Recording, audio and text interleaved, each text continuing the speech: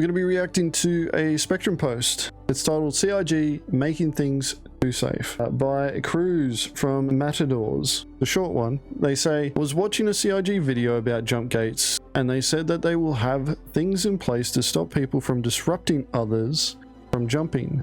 Just like how they stopped people from disrupting activities around space stations, making them green zones that you can't interdict in. Which is funny to me because in almost every major sci-fi medium, whether movies or games, blockades are a major part of it. Why get rid of something that adds so much engagement and player interaction? Why not let people blockade stations and jump gates?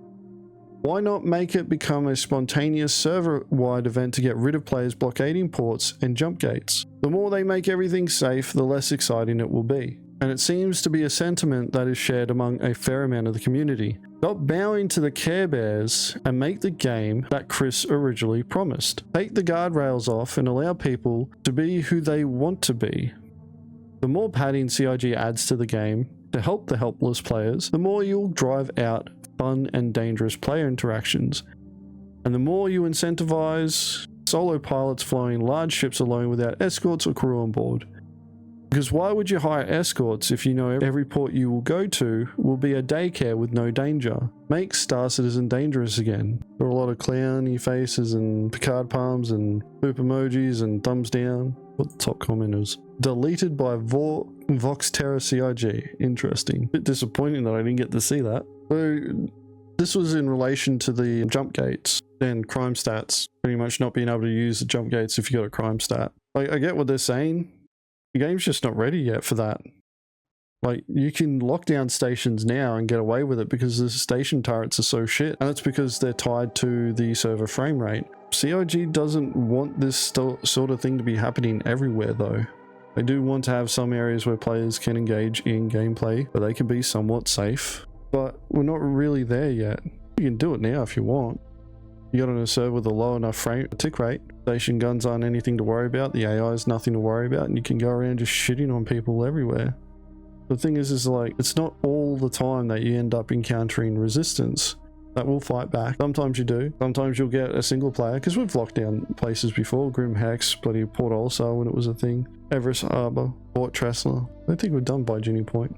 They just get bored and they're like, well, I can just leave the server and go somewhere else. In which case you're like, oh, there's no one here. Guess we'll move on and find somewhere else. And CIG is slowly taking the guardrails off. They're bound by the bloody performance of the servers. That's the reality that we're facing. The servers just aren't performing enough. Like, there's plenty of ideas though that CIG can introduce that help with guiding or improving security at stations. He talks about a sci-fi trope or a major sci-fi trope of, you know, blockades being a thing. It's like, yeah, that's one. You know what's another sci-fi trope? Powering your weapons up, powering your shields up. You know, why are you flying into a safe zone with loaded weapons? When naval ships are sailing into safe harbors, they're expected to unload their guns. It's actually where bloody cannon salutes came from. Because before they'd come into a harbor, they'd fire all their guns to show that they were all empty. You know, when I was in the military, before we go into any sort of safe harbor, any sort of fob, any sort of like major base, we would all have to stop just at the gate, unload our weapons, and then move in. So, like, it's a button press to turn your weapons off. The button press to turn them back on. What's wrong with turning your weapons off when you're going into a station area?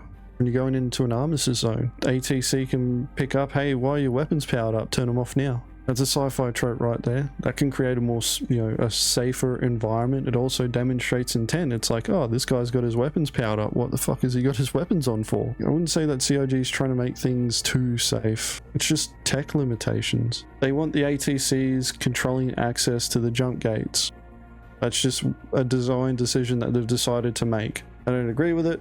I don't understand it, but that's what they've decided to do, right? Well, they've given a solution on how criminals are going to get through those jump gates, the transient jump gates.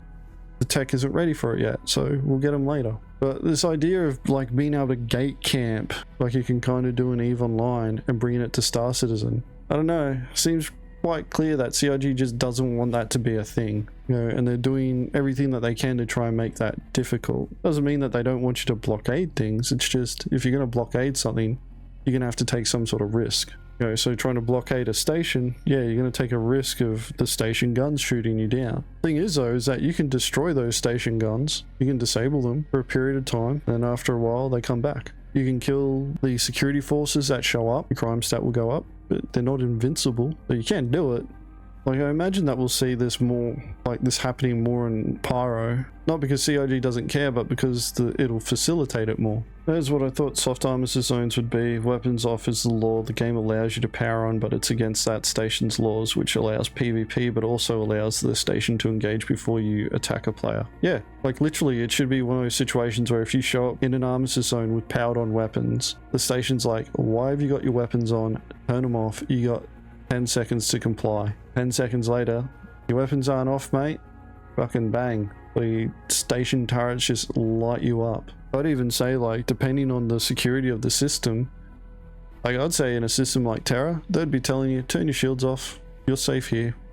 You won't get attacked. And if somebody does try to attack you, we'll just zap them. Because they're going to have to turn their weapons off beforehand. And if you have your shields on, that's seen as a hostile attack. Long-term reputation will probably fix a friend or foe until you have fake IDs, fake transponders.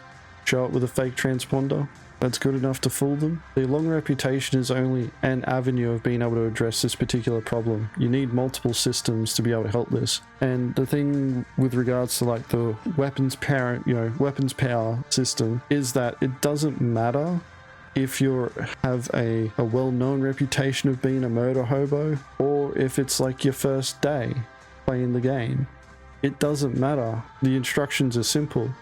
Turn your weapons off, or we're going to gun you down because your weapons don't need to be on here. Now I'd say like it's going to be the difference between Stanton and Pyro. In Stanton it's like, yeah, if you go to a known port, you turn your weapons off because you don't need to fight off anyone here. Security and the station is more than capable of doing that for you, and if we need your help, we'll put out an alert for it, which, I think CIG should do. But if you go to a system like Pyro, some of the stations will be like, yeah, you keep your weapons and your shields on, because you don't know if you're going to get attacked.